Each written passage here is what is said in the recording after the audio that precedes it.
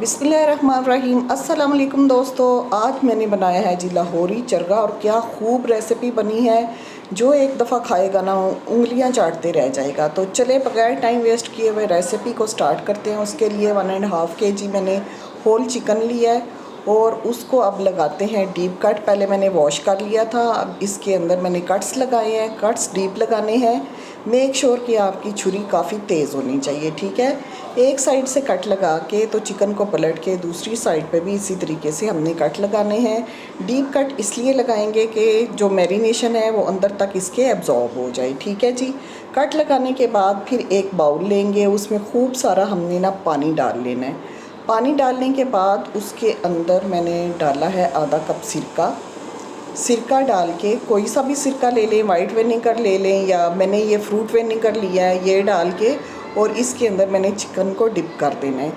1.5 से 2 घंटा चिकन ऐसे का ऐसे ही पड़ा रहेगा। उसके बाद इसको हमने निकाल के ड्रेन कर लेना है, पानी बिल्कुल ड्राई कर लेना है। जब पानी बिल्कुल खुश्क हो जाएगा तो फिर खुला ऑयल लेके तो उसके अंदर हमने इस चिकन को फ्राई करना है, ठीक है जी। गरम गरम तेल के अंदर चिकन को फ्राई करेंगे। पहले एक साइड से फ्राई कर लेंगे 7 से 8 मिनट, फिर दूसरी पलट के दूसरी साइड से फ्राई कर लेंगे।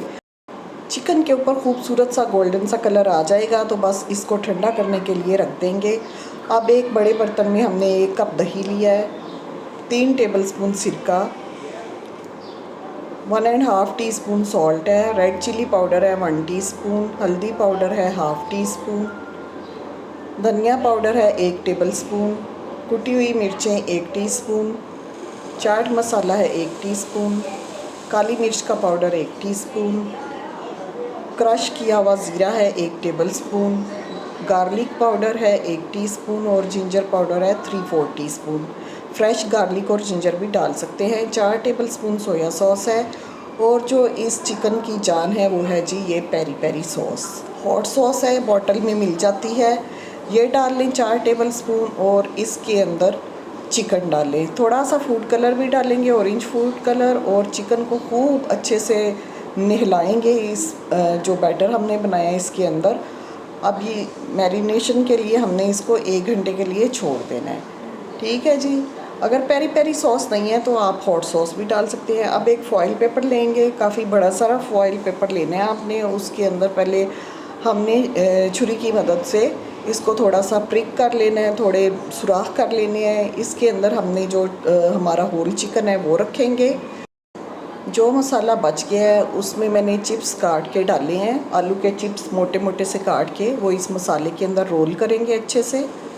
रोल करने के बाद ये भी हमने चिकन के साथ ही जो है ना वो रख देने हैं। आप सब्ज़ियां वैसे और भी डाल सकते हैं, प्याज भी डाल सकते हैं, मटर डाल सकते हैं, गाजर डाल सकते हैं, आपकी अपनी मर्ज़ी है, ठीक है जी, ताकि वो भी स्टीम के अंदर वो भी गल जाएँ। तो इस तरीके से सारे हमने आलू रख दिए हैं और जो बाकी बचा हुआ मसाला है वो इसके ऊपर डाल देंगे। मसाला डालने के बाद हमने फॉइल पेपर से चिकन को खूब अच्छे से कवर कर देना है।